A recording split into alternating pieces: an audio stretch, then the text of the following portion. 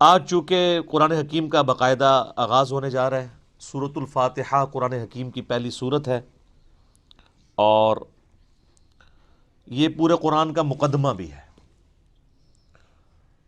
اس کو الفاتحہ بھی کہا جاتا ہے، یعنی کھولنے والی، یعنی قرآن اسی سے آ کے کھلتا ہے، یہ قرآن کی چابی ہے۔ احادیث میں اسے ام الکتاب بھی کہا گیا ہے، بخاری اور مسلم میں۔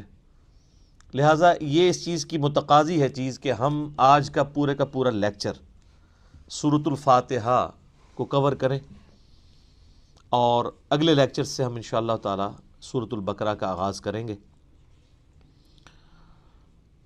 میرے بھائیو، سورۃ الفاتحہ قرآن حکیم کی وہ واحد سورت ہے کہ جس کی فضیلت قرآن میں آئی ہے۔ قرآن کی کوئی سورت ایسی نہیں ہے، انکلوڈنگ سورۃ الاخلاص بھی، کہ جس کی فضیلت قرآن میں آئی ہو سوائے سورۃ الفاتحہ کے۔ اس لیے فضیلت کے اعتبار سے قرآن حکیم کی سب سے افضل سورت وہ سورۃ الفاتحہ ہے۔ اس کی سپورٹ میں انشاءاللہ بخاری اور مسلم سے احادیث بھی پیش کروں گا۔ قرآن حکیم میں اللہ تعالیٰ نے سورہ الحجر پارہ نمبر 14 میں آیت نمبر 87 ہے، اعوذ باللہ من الشیطان الرجیم، بسم اللہ الرحمن الرحیم، وَلَقَدْ آتَيْنَاكَ سَبْعًا مِّنَ الْمَثَانِي وَالْقُرْآنَ الْعَظِيمِ، اور بے شک اے محبوب صلی اللہ علیہ وآلہ وسلم، ہم نے آپ کو عطا فرمائی 7 آیات ایسی جو بار بار پڑھی جاتی ہیں، اور قرآن عظیم بھی، یعنی پورے قرآن کا ذکر الگ سے اور ان 7 آیات کا ذکر الگ سے سورۃ الحجر آیت نمبر 87 میں۔ اور ظاہر ہے وہ بار بار دہرائی جاتی ہیں۔ دنیا کا کوئی بھی مسلمان ہو، اس کا تعلق کسی بھی مکتبہ فکر کے ساتھ ہو، کم از کم 5 نمازوں کی فرض رکعتوں میں 17 دفعہ تو سورۃ الفاتحہ وہ پڑھتا ہے، سنتیں اور نوافل اور وتر اس کے علاوہ۔ کوئی بھی نماز ایسی نہیں ہے جس میں سورۃ الفاتحہ ریپیٹ نہ ہوتی ہو۔ یہی اس کی فضیلت کے لیے کافی ہے کہ قرآن حکیم جو نماز میں ہم پڑھتے ہیں وہ ہم بدل بدل کے پڑھتے ہیں، لیکن سورۃ الفاتحہ ایسی چیز ہے جو ہر رکعت میں پڑھی جاتی ہے۔ حتیٰ کہ صحیح بخاری اور صحیح مسلم کی متفق علیہ حدیث ہے کہ اللہ کے محبوب صلی اللہ علیہ وآلہ وسلم نے فرمایا، لا صلاۃ لمن لم یقرأ بفاتحۃ الکتاب، جو نماز میں سورہ فاتحہ نہیں پڑھتا اس کی نماز ہی نہیں ہوتی۔ یہ اتنی اوبلیگیٹری چیز ہے۔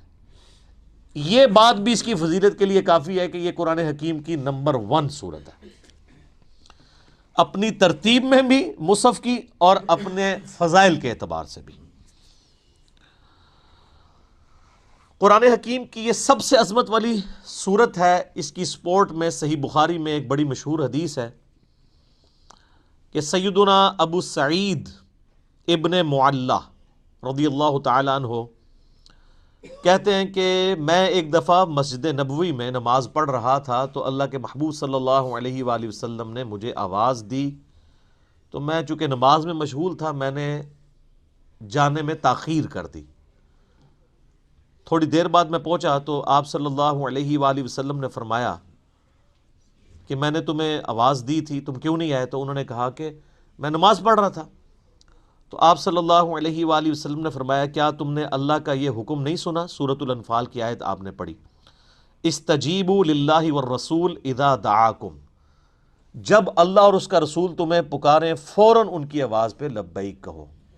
اس کائنات میں ایک ہی ہستی ایسی ہے مخلوقات میں کہ جو اگر عین نماز کی حالت میں بھی کسی کو بلائیں تو نماز توڑ کر نہیں، نماز چھوڑ کر اسی حالت میں ان کی خدمت میں حاضر ہونا یہ فرض ہے، سورۃ الانفال کی اس آیت کے تحت اور بخاری کی اس حدیث کے تحت۔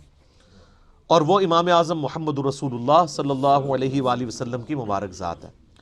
نماز توڑ کر نہیں، کیونکہ نبی علیہ السلام کی طرف جانا اللہ کے ایک حکم سے دوسرے حکم کی طرف جانا ہے۔ وہ جہاں پہ نماز اس نے چھوڑی ہوگی، اگر 1 رکعت پڑھی ہے، 2 پڑھی ہیں، 3 پڑھی ہیں، تو آ کر وہیں سے اپنی نماز شروع کرے گا، اس کی نماز ٹوٹے گی بھی نہیں۔ اس پہ اجماع امت ہے۔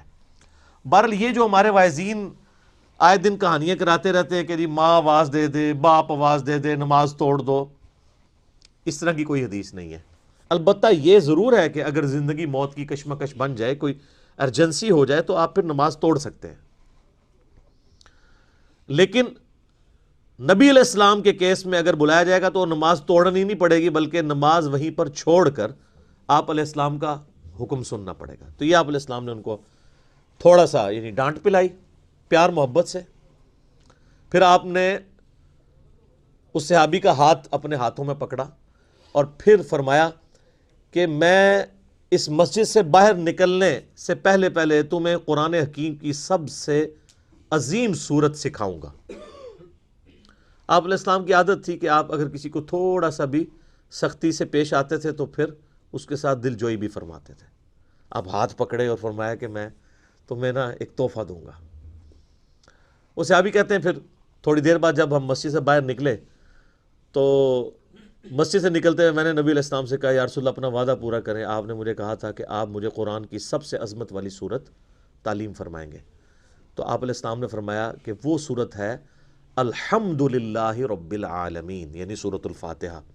اور پھر آپ علیہ السلام نے ساتھ ہی یہ سورہ ہجر کی آیت نمبر 87 بھی پڑھی کہ یہ وہ جو قرآن حکیم میں آیا ہے وَلَقَدْ آتَيْنَاكَ سَبْعًا مِّنَ الْمَثَانِ وَالْقُرْآنِ الْعَظِيمِ، یہ ہے وہ صورت جو قرآن حکیم میں اللہ نے مجھے عطا کی، جو 7 آیات بار بار دہرائی جاتی ہیں.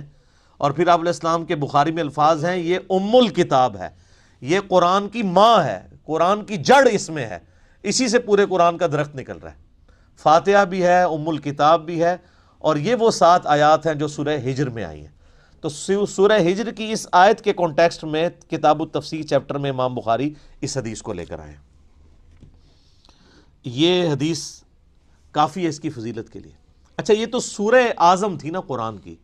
قرآن کی ایک آیت بھی ہے جو اعظم ہے،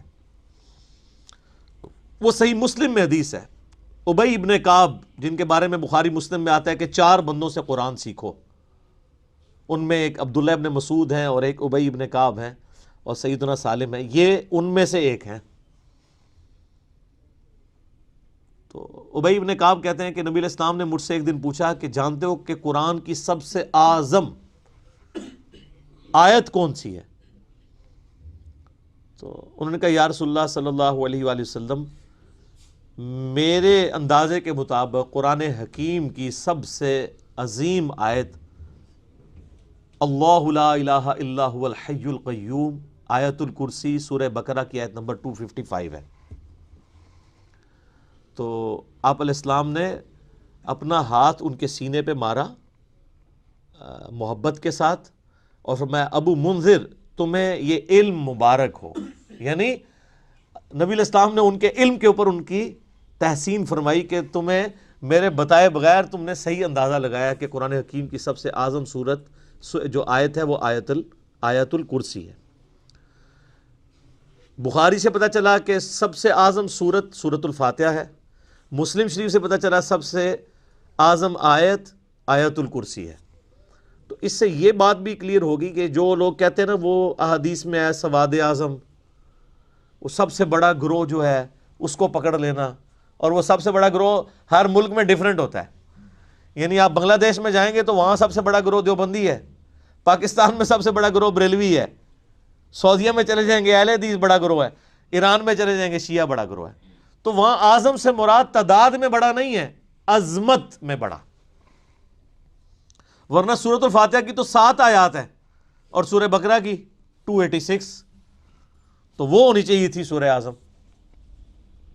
اور آیت الکرسی سے بھی لمبی ایک آیت جو ہے وہ آیت دین جو ہے سورہ بقرہ کے اندر موجود ہے. تو یہ عظمت کا ذکر ہو رہا ہے. اچھا میرے بھائیو، صحیح مسلم میں ایک اور حدیث ہے. ابن عباس رضی اللہ تعالیٰ عنہما کہتے ہیں کہ نبی علیہ السلام کے پاس ایک دفعہ جبرائیل علیہ السلام بیٹھے ہوئے تھے. ظاہر صحابہ نے نہیں دیکھا، آپ علیہ السلام نے بتایا. تو اچانک ایک آواز ان کو زوردار سنائی دی. یہ صحیح مسلم کی حدیث ہے.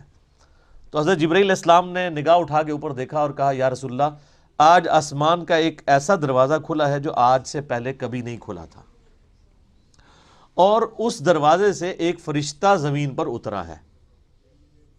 اتنے میں وہ فرشتہ حاضر ہوا نبی اسلام کی خدمت میں، تو حضرت جبرائیل نے کہا کہ یا رسول اللہ یہ وہ فرشتہ ہے، یہ آج سے پہلے دنیا میں کبھی نہیں آیا تھا، اور وہ دروازہ بھی آج سے پہلے کبھی نہیں کھلا تھا، اور یہ فرشتہ آپ کو سلام عرض کر رہا ہے، اور اللہ کا یہ پیغام لے کر آیا ہے کہ آپ کو بشارت ہو دو ایسے نوروں کی جو آپ سے پہلے کسی پیغمبر کو نہیں دیے گئے۔ ان میں سے پہلی چیز سورۃ الفاتحہ ہے، اور دوسری چیز سورہ البقرہ کی آخری 2 آیات، آمن الرسول بما انزل الیہ من ربہ والمؤمنون۔ تو سورۃ الفاتحہ وہ نور ہے جو کسی پیغمبر کو نہیں دیا گیا سوائے ہمارے محبوب صلی اللہ علیہ وآلہ وسلم کے۔ اچھا، صحیح بخاری کی جو میں نے حدیث بیان کی کہ سورہ اعظم ہے قرآن کی، اس کے تحت یہ بات تو بالکل کلیئر ہو گئی کہ نبی علیہ السلام نے سورۃ الفاتحہ کو جو تعلیم فرمایا اس کا آغاز کیا الحمدللہ رب العالمین سے۔ تو اس میں واضح اشارہ موجود ہے کہ بسم اللہ الرحمن الرحیم سورہ فاتحہ کا حصہ نہیں ہے، قرآن کا حصہ ہے۔ وہ تو ہر سورت کے آغاز میں بسم اللہ ہے سوائے سورہ التوبہ کے، اور سورہ نمل کے اندر آیت بھی ہے انہ من سلیمان و انہ بسم اللہ الرحمن الرحیم۔ لیکن جو سورتوں کے آغاز میں بسم اللہ لکھی جاتی ہے یہ سورت کا حصہ نہیں، قرآن کا حصہ ضرور ہے۔ تو چونکہ نبی علیہ السلام نے اس میں فرمایا الحمدللہ رب العالمین، تو اگر آپ علیہ السلام نے اس سورت کو تعلیم فرمانا ہوتا اس اعتبار سے کہ بسم اللہ اس کا حصہ ہوتی، تو آپ فرماتے کہ وہ سورت ہے بسم اللہ الرحمن الرحیم الحمدللہ رب العالمین۔ تو یہ اس بات کو تقویت دیتی ہے کہ بسم اللہ سورہ فاتحہ کا حصہ نہیں، لیکن نماز میں ہم پڑھتے ہیں، اس کے ساتھ پڑھیں گے، لیکن حصہ نہیں ہے۔ البتہ مسلمانوں میں اہل حدیث مکتبہ فکر اور امام شافعی کے جو مقلدین ہیں ان کا موقف ہے کہ بسم اللہ سورہ فاتحہ کا حصہ ہے۔ اہل تشیع کا بھی یہی موقف ہے۔ اسی لیے آپ اگر شیعہ کے چھپے ہوئے قرآن دیکھیں گے اور اہل حدیثوں کے، اب یہ میرے ہاتھ میں جو قرآن ہے یہ سعودیہ سے چھپا ہوا ہے، یہ اہل حدیث کا ہے، اس میں بھی بسم اللہ الرحمن الرحیم کو پہلی آیت انہوں نے ڈکلیئر کیا ہوا ہے، اور الحمدللہ رب العالمین کو دوسری آیت۔ امام حنیفہ رحمہ اللہ تعالی اور کئی ایک ائمہ کا یہ موقف ہے کہ سورہ فاتحہ کا حصہ نہیں ہے بسم اللہ۔ میرے نزدیک امام ابو حنیفہ رحمہ اللہ کا موقف احادیث کی روشنی میں مضبوط ہے، کیونکہ نبی علیہ السلام سورہ فاتحہ کا اعلان کرتے ہوئے اس کو الحمدللہ رب العالمین سے بتا رہے ہیں۔ اس سے بھی بڑھ کر دلیل ایک صحیح مسلم کی حدیث ہے، بڑی رکت انگیز حدیث ہے، اور وہ حدیث قدسی آپ نے اکثر سنی ہوگی۔ سیدنا ابو ہریرہ رضی اللہ تعالیٰ عنہ کہتے ہیں کہ اللہ کے محبوب صلی اللہ علیہ وآلہ وسلم نے فرمایا اس شخص کی نماز ناقص ہے، ناقص ہے، ناقص ہے جو سورہ فاتحہ نہیں پڑھتا نماز میں۔ تو کچھ تابعین نے عرض کیا کہ ابو ہریرہ جب ہم امام کے پیچھے ہوتے ہیں پھر ہم کیا کریں؟ تو انہوں نے کہا اقرأ بہا فی نفسک، تم پھر اپنے جی میں آہستہ آہستہ پڑھ لیا کرو۔ وہ جز القراء امام بخاری کی کتاب میں آتا ہے کہ وہ آپ نے جب امام سکتے کرتا ہے ان سختوں کے دوران پڑھنی ہے، امام کے ساتھ نہیں پڑھنی۔ اب یہ الگ سے ایک ٹاپک ہے، میں آج اس کو ڈسکس نہیں کروں گا۔ میرا یوٹیوب پہ کلپ ہے امام کے پیچھے فاتحہ، اور اس کے ساتھ نیو لکھا ہوا ہے، اس میں میں نے موقف بیان کیا ہے۔ اور پھر نبی علیہ السلام نے فرمایا حدیث قدسی، یعنی اللہ کا فرمان بزبان محمد رسول اللہ صلی اللہ علیہ وآلہ وسلم، کہ اللہ تعالیٰ فرماتا ہے قسمت الصلاۃ بینی و بین عبدی نصفین۔ اچھا، یہ حدیث شیعہ کے ہاں بھی پائی جاتی ہے جو میں بیان کر رہا ہوں صحیح مسلم کی، اب کہ میں نے نماز اپنے اور اپنے بندے کے درمیان برابر تقسیم کر لی ہے، نصف میرے لیے ہے اور نصف میرے بندے کے لیے۔ اور نماز کسے کہا؟ سورہ فاتحہ کو، پوری نماز۔ پھر اللہ تعالیٰ نے فرمایا، نبی علیہ السلام فرماتے ہیں کہ جب میرا بندہ کہتا ہے الحمدللہ رب العالمین، تو میں کہتا ہوں میرے بندے نے میری حمد بیان کی، میری تعریف کی۔ جب وہ کہتا ہے الرحمن الرحیم، تو میں کہتا ہوں میرے بندے نے میری ثنا کی. جب وہ کہتا ہے مالک یوم الدین تو میں کہتا ہوں میرے بندے نے میری تمجید بیان کی, میری بزرگی کا اعتراف کر لیا. اور جب وہ کہتا ہے ایاک نعبد و ایاک نستعین تو یہ میرے اور میرے بندے کے درمیان کامن عہد اور بانڈ ہے. جو میرے بندے نے مجھ سے مانگا میں نے اسے دیا. اور جب میرا بندہ کہتا ہے اہدنا الصراط المستقیم صراط الذین انعمت علیہم غیر المغضوب علیہم ولا الضالین آمین, تو میرے بندے نے جو مجھ سے مانگا اس دعا میں نے اسے عطا کر دیا.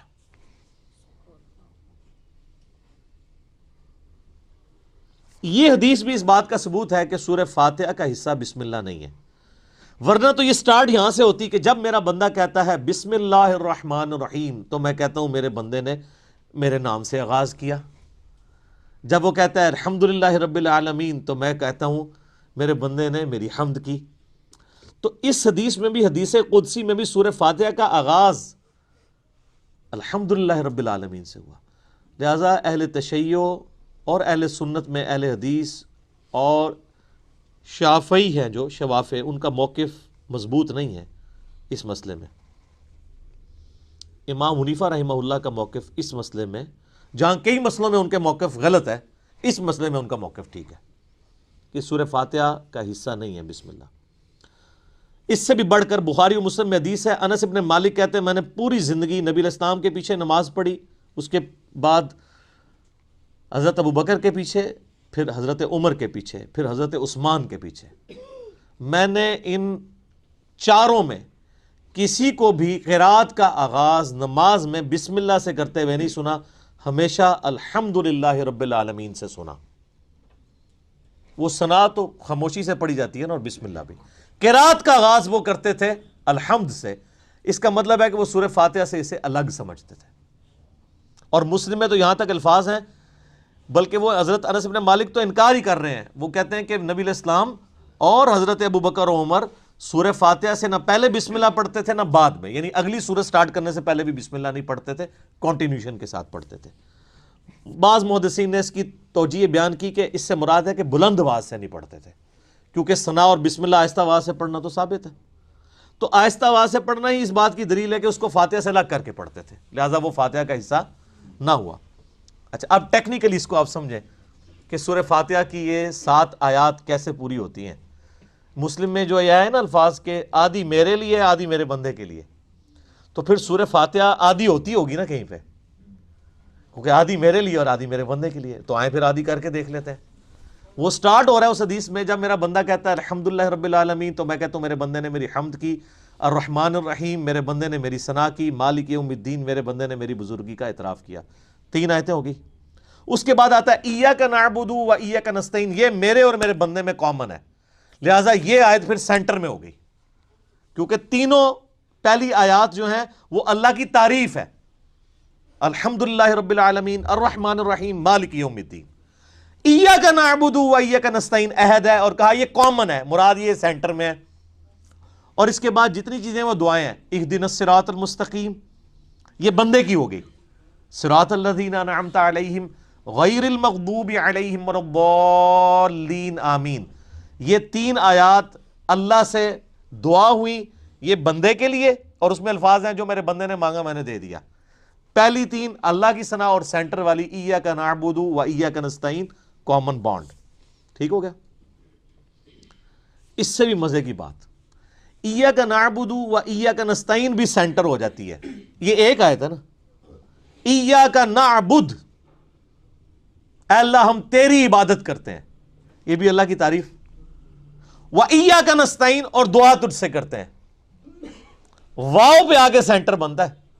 اس واو سے پہلے 3.5 آیات اس طرف ہیں اور 3.5 آیات اس طرف ہیں. یہ بالکل سینٹر بنتی ہے واو, ایاک نعبد, اور وہ اسی لیے حدیث میں ہے نا یہ کامن ہے. کامن کیوں ہے؟ ایاک نعبد میرے بندے نے میری عبادت کی, و ایاک نستعین میرے بندے نے مجھ سے مانگا. اور کیا مانگا؟ اہدنا الصراط المستقیم صراط الذین انعمت علیہم غیر المغضوب علیہم ولا الضالین آمین.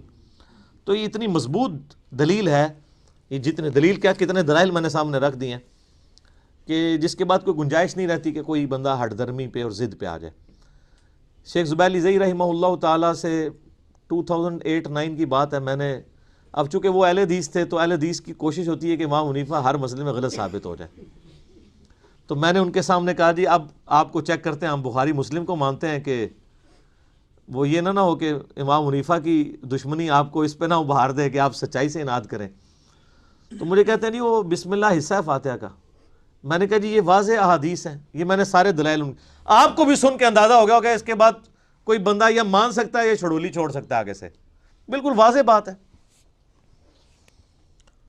تو ان باتوں کا ان کے پاس کوئی جواب نہیں تھا۔ وہ کہتے ہیں نہیں امام شافعی، میں نے کہا امام شافعی کو چھوڑیں، آپ کہتے ہیں کتاب و سنت، اب آپ کہہ رہے ہیں امام شافعی کہتے ہیں بسم اللہ حصہ ہے۔ ہم آپ کو بخاری مسلم سے ثابت کر رہے ہیں کہ سورہ فاتحہ کا حصہ نہیں ہے بسم اللہ۔ بہرحال نماز میں بھی پڑھیں گے، قرآن میں بھی پڑھا جائے گا، قرآن کا حصہ ہے سورہ فاتحہ سے پہلے پڑھنا، اور نماز میں بھی ہم بسم اللہ پڑھنا سنت ہے، بسم اللہ پڑھ کے ہی سورہ فاتحہ پڑھی جاتی ہے۔ جب بالکل پہلی دفعہ پڑھی جائے گی پھر تو اعوذ باللہ بھی پڑھا جائے گا، یہ بھی ذہن میں رکھیے گا۔ پہلی رکعت میں تو اعوذ باللہ سے بھی سٹارٹ کریں گے، باقی رکعتوں میں صرف بسم اللہ سے۔ کیوں؟ قرآن جب بھی پڑھا جائے گا نا تو اعوذ باللہ سے آغاز ہوگا۔ ایون آپ نے قرآن پڑھتے پڑھتے تلاوت روک دی، بند کی، کسی سے گپ شپ کی، دوبارہ پڑھیں گے تو اعوذ باللہ سے۔ اور اس کا حکم جو ہے سورۃ النحل آیت نمبر 98 میں موجود ہے، فَإِذَا قَرَأْتَ الْقُرْآنَ فَاسْتَعِذْ بِاللَّهِ مِنَ الشَّيْطَانِ الرَّجِيمِ، پس تو جب بھی قرآن کی قرات کرنے لگے تو اللہ کی پناہ حاصل کر لیا کر شیطان مردود کے اگینسٹ۔ کیوں؟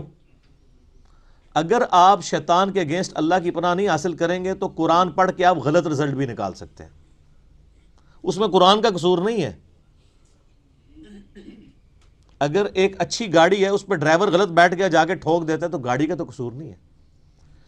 تو قرآن حکیم سے غلط رزلٹ جان بوجھ کے لوگ نکال سکتے ہیں جب تک کہ اپنے آپ کو قرآن کے سامنے سرنڈر نہ کریں اور اللہ تعالیٰ کے سامنے اپنے آپ کو پیش نہ کریں شیطان کے اگینسٹ کہ یا اللہ تو ہی پناہ دے ہمیں اس کے اگینسٹ، ورنہ قرآن حکیم وہ پڑھیں گے تو اس سے غلط رزلٹ بھی نکال سکتے ہیں، وَلِعَوْذُ بِاللَّهِ تعالیٰ، اس لیے حکم دیا گیا۔ اچھا، بخاری مسلم کی ایک حدیث بڑی مزے کی ہے۔ صحابہ کرام کا قافلہ کہیں جا رہا تھا، راستے میں انہوں نے ایک جگہ پانی کے لیے پڑاؤ کیا، تو وہاں پہ ایک قبیلہ آباد تھا، انہوں نے صحابہ کرام کی کوئی مہمان نوازی نہیں کی، لیکن اسی دوران ان کے قبیلے کے سردار کو ایک سانپ یا بچھو نے ڈس لیا۔ یہ حدیث بخاری میں بھی ہے اور مسلم میں بھی۔ تو جب وہ سانپ اور بچھو نے ڈس لیا تو وہ صحابہ کرام کے پاس آئے اور کہا کہ تم میں سے کوئی ایسا ہے جو جھاڑ پھونک کر سکتا ہو، دم ڈال سکتا ہو زہریلے جانور کا؟ تو ایک صحابی نے کہا ہاں مجھے ایک دم آتا ہے، لیکن میں یہ بکریوں کا پورا ریوڑ اس کے عوض معاوضہ لوں گا۔ مرتے کیا نہ کرتے، پھنسے ہوئے تھے، انہوں نے کہا ٹھیک ہے۔ اس نے جا کے دم ڈالا سورہ فاتحہ پڑھ کے، تو حدیث کے الفاظ ہیں وہ بندہ اس طرح ہو گیا جیسے مردہ زندہ ہو جاتا ہے اس کے اثر سے، دم کے۔ بکریوں کا ریوڑ والے کیا۔ اب صحابہ کرام میں اختلاف ہو گیا، ایک گروہ نے کہا کہ یہ تو آپ نے قرآن پڑھنے کی اجرت لے لی، یہ تو حرام ہے، زیادہ پرہیزگار لوگ بھی ہوتے ہیں نا۔ دوسروں نے کہا نہیں ہم نے معاوضہ لیا، بالکل ٹھیک ہے۔ بہرحال یہ طے پایا کہ نبی علیہ السلام سے جا کے فیصلہ کروائیں گے۔ آپ علیہ السلام کے پاس آئے تو آپ صلی اللہ علیہ وآلہ وسلم نے پہلے تو اس کی تحسین کی کہ تو نے یہ بہت بڑی انوینشن کی ہے، تجھے کس نے بتا دیا کہ سورہ فاتحہ میں اتنی شفا ہے؟ سورہ فاتحہ شفا بھی دیتی ہے۔ اور پھر آپ علیہ السلام نے فرمایا ان احق ما اخذتم علیہ اجرا کتاب اللہ، سب سے بہترین چیز جس کے اگینسٹ تم معاوضہ طلب کر سکتے ہو وہ اللہ کی کتاب ہے۔ اور پھر آپ علیہ السلام نے فرمایا کہ وہ جو بکریاں لی ہیں نا اس میں سے کچھ حصہ مجھے بھی دو تاکہ امت کے لیے کنفرم ہو جائے کہ یہ مال حلال ہے۔ انہی حدیث کے تحت قرآن حکیم کی جو تعلیم کی اجرت ہے نا، نمازیں پڑھانے کی اجرت نہیں میں بات کر رہا، قرآن کی تعلیم کی اجرت لینا وہ جائز ہے ایز اے ٹیچر۔ جیسے آپ باقی علوم حاصل کرتے ہیں تو پیمنٹ کرتے ہیں نا، چاہے ٹیوشن کے لیے جائیں یا اسکول کے لیے، ویسے ہماری طرح بغیر پیسے لیے پڑھائیں وہ تو بہت اعلیٰ درجے کی چیز ہے۔ تو اسی کے تحت جو ہے نا وہ آپ علماء سے پوچھیں نا نمازیں پڑھانے کی تنخواہ لے رہے ہیں، وہ کہتے ہیں نہیں نہیں نہیں ہم تو تعلیم کی لیتے ہیں، اور تعلیم دیتے بھی کوئی نہیں۔ اب تو بچوں کو لوگوں نے بھیجنا ہی چھوڑ دیا مسجد کے اندر. تو بل ایسی مساجد جہاں پر ٹیچرز جو ہیں وہ قرآن حفظ کر رہے ہیں, قرآن کی تعلیم دے رہے ہیں, اور پیرلل میں وہی ٹیچرز باری باری نماز پڑھاتے ہیں, تو وہ تو بغیر تنخواہ کے پڑھا رہے ہیں, وہ تنخواہ تو تعلیم کی لے رہے ہیں. امام حنیفہ رحمہ اللہ تعالیٰ تو مطلقاً امام مسیح کی تنخواہ کو حرام سمجھتے ہیں, لیکن بعد میں فقہ حنفی والوں نے متاخرین کے فتوے کے تحت اسے جائز سمجھا ہے. تو بل قرآن کی تعلیم والا معاملہ بالکل ٹھیک ہے. اب رہی وہ حدیث بخاری و مسلم کی کہ لا صلاۃ لمن لم یقرأ بفاتحۃ الکتاب, جو فاتحہ نہیں پڑھتا اس کی نماز نہیں ہوتی. اس پہ میرا آپ کلپ نیو امام کے پیچھے فاتحہ والا دیکھ لیں, میں نے یہ ثابت کیا ہے دلائل کی روشنی میں, پھر 20-25 منٹ اور لگ جائیں گے, کہ اگر تو جہری نمازیں ہیں تو آپ امام کی قرات غور سے سنیں گے, وہ قرآن کا حکم ہے واضح سورۃ الاعراف میں, وَإِذَا قُرِئَ الْقُرْآنُ فَاسْتَمِعُوا لَهُ وَأَنصِتُوا لَعَلَّكُمْ تُرْحَمُونَ. جب قرآن کی تلاوت ہو رہی ہو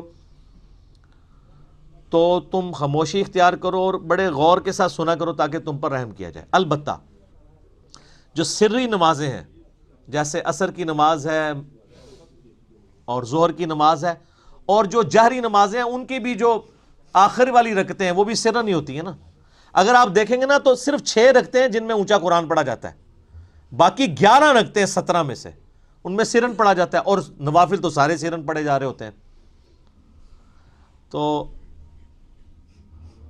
ان میں آپ امام کو غور سے سنیں, اور اگر امام سکتہ دے دے, جیسے جز القراء میں امام بخاری نے مقدمہ یہ پیش کیا ہے کہ قرآن کہتا ہے کہ جب قرآن پڑھا جائے خاموشی سے سنو, حدیث کہتی ہے فاتحہ کے بغیر نماز نہیں ہوتی, تو وہ کہتے ہیں اس کا آپٹیمل سولوشن یہی ہے جو سنن ابی داؤد میں حدیث بھی ہے کہ نبی علیہ السلام سکتے کیا کرتے تھے, رکوع میں جانے سے پہلے ایک سکتہ ہوتا تھا, اور حضرت ابو ہریرہ کہتے ہیں کہ امام کے سکتے کو فاتحہ کے لیے غنیمت سمجھو جز القراء میں.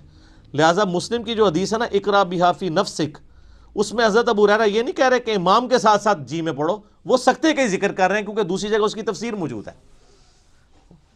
تو یہی موقف امام ابن تیمیہ کا بھی ہے, حالانکہ اہل حدیث امام ابن تیمیہ کو بڑا مانتے ہیں, لیکن امام ابن تیمیہ جو ہے وہ جہری نمازوں میں سننے کے اور سرن میں پڑھنے کے قائل ہیں.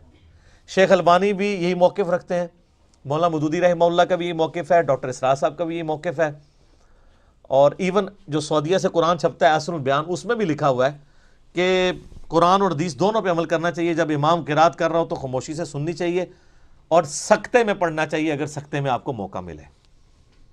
ایون حافظ ابن کثیر نے بھی تفسیر ابن کثیر میں آ کے اینڈ پہ اسی موقف کو ہی ترجیح دی ہے, اور یہی موقف امام مالک رحمہ اللہ تعالیٰ کا ہے جو سب سے مضبوط موقف ہے. میں نے اس کے دلائل بھی اور پورے ان کا جو کاؤنٹر نیریٹو ہے, اب ظاہر ہے کہ یہ موقف اڈاپٹ کریں گے تو آپ کو حنفیوں کے ساتھ بھی منہ ماری کرنی پڑے گی اور اہل حدیث کے ساتھ بھی. تو اس کے لیے آپ میرا وہ کلپ دیکھ لیں تو آپ کو انشاءاللہ کلیئر ہو جائے گا. لاکھوں لوگوں نے وہ کلپ دیکھا ہے, آپ لکھیں امام کے پیچھے فاتحہ نیو, ایک طرف ایک اہل حدیث مولوی کی تصویر لگی ہوئی ہے, ایک طرف ایک دیوبندی مولوی کی, سینٹر میں ایک عام مسلمان کی. تو وہ اس کلپ میں نے یہ ساری باتیں کھول کے بیان کی ہیں. آج میں اس چیز کو سکپ کر رہا ہوں تاکہ گفتگو لمبی نہ ہو جائے.